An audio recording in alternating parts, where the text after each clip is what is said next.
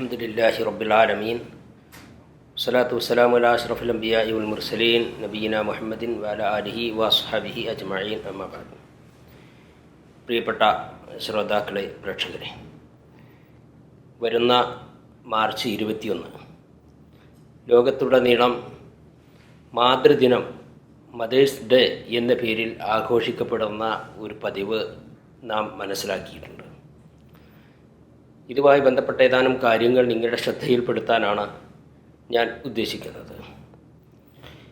വിഷയത്തിലേക്ക് പോകുന്നതിൻ്റെ മുമ്പ്, റിയാദിലെ ഏറ്റവും പ്രസിദ്ധമായ ഒരു സ്കൂളിൽ കഴിഞ്ഞ വർഷം നടത്തിയ മദേഴ്സ് ഡേയോടനുബന്ധിച്ച് കുട്ടികൾക്ക് വിതരണം ചെയ്യുവാൻ വേണ്ടി കാർഡ് തയ്യാറാക്കിയപ്പോൾ ഒരു കുട്ടി പറഞ്ഞ വാക്ക് ഞാനിവിടെ ഉദ്ധരിക്കുകയാണ്. കുട്ടി പറഞ്ഞു, എൻ്റെ ഉമ്മച്ചിയോട് എനിക്ക് ഒട്ടും ഇഷ്ടമില്ല.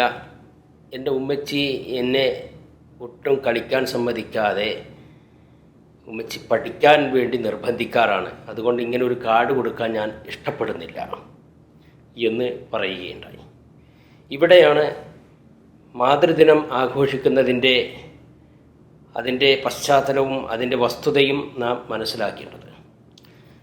ഒരു മുസ്ലിമിനെ സംബന്ധിച്ചിടത്തോളം അവർ മാതാവിനോടുള്ള സ്നേഹം പങ്കുവെക്കാനും മാതാവിനോട് ഉള്ള കടമകൾ നിർവഹിക്കുവാനും മാതാവിൻ്റെ സ്നേഹവും ലാളനയും പൊരുത്തവും സമ്പാദിക്കുവാനും വർഷത്തിലൊരിക്കൽ മാത്രം പ്രത്യേക താല്പര്യം കാണിക്കുക എന്നുള്ളത് ഒട്ടും അനുയോജ്യമല്ല.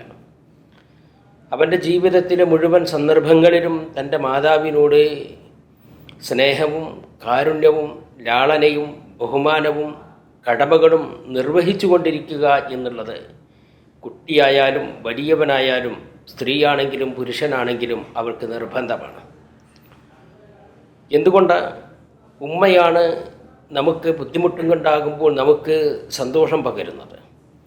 ഉമ്മയാണ് നമുക്ക് സമാധാനം നൽകുന്നത്. ഉമ്മയിലൂടെയാണ് നമുക്ക് ശാശ്വതമായ സ്വർഗം ലഭിക്കുവാൻ കാരണമാകുന്നത്. അതുകൊണ്ട് തന്നെ പ്രവാചക തിരുമേനി ഒരിക്കൽ ഈ മാതാവിനോട്, അതല്ലെങ്കിൽ പൊതുവെ ഉപദേശം ചോദിച്ചു വന്ന ഒരാളോട് ഉണർത്തുകയുണ്ടായി, നിനക്ക് നിൻ്റെ ജീവിതത്തിൽ സഹജീവികളോട് കാണിക്കുന്നതിൽ ഏറ്റവും കൂടുതൽ ബാധ്യതയുള്ളത് നിൻ്റെ മാതാവിനോടാണ് എന്ന് 3 പ്രാവശ്യം ആവർത്തിക്കുകയുണ്ടായി. വിശുദ്ധ ഖുർആൻ അക്കാര്യം സൂചിപ്പിച്ചുകൊണ്ട് ഉണർത്തിയിട്ടുണ്ട്. നിങ്ങൾ നിങ്ങളുടെ മാതാപിതാക്കൾക്ക് നന്മ ചെയ്യണം. അവർ വാർദ്ധക്യത്തിലെത്തുമ്പോൾ പ്രത്യേകിച്ച് അവരോട് നിങ്ങൾ അരിവ് കാണിക്കണം. കാരുണ്യവും സ്നേഹവും നിങ്ങൾ കാണിച്ചു കൊണ്ടിരിക്കണം എന്നെല്ലാം സൂചിപ്പിക്കുന്ന വചനങ്ങൾ നമുക്ക് കാണാൻ സാധിക്കും. മാതാപിതാക്കൾക്ക് വേണ്ടി നിരന്തരം പ്രാർത്ഥിച്ചു കൊണ്ടിരിക്കേണ്ടവനാണ് മക്കൾ എന്ന് ഖുർആൻ നമ്മോട് ഉണർത്തുന്നുണ്ട്.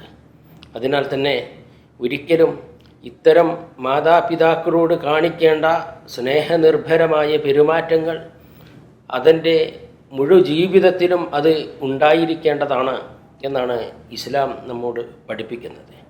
ഒരിക്കലും ഇതിന് വിഘാതമായ രീതിയിൽ വർഷത്തിലൊരിക്കൽ മാത്രം ആഘോഷിക്കുന്ന പതിവ് ഒരിക്കലും തന്നെ ഭൂഷണമല്ല.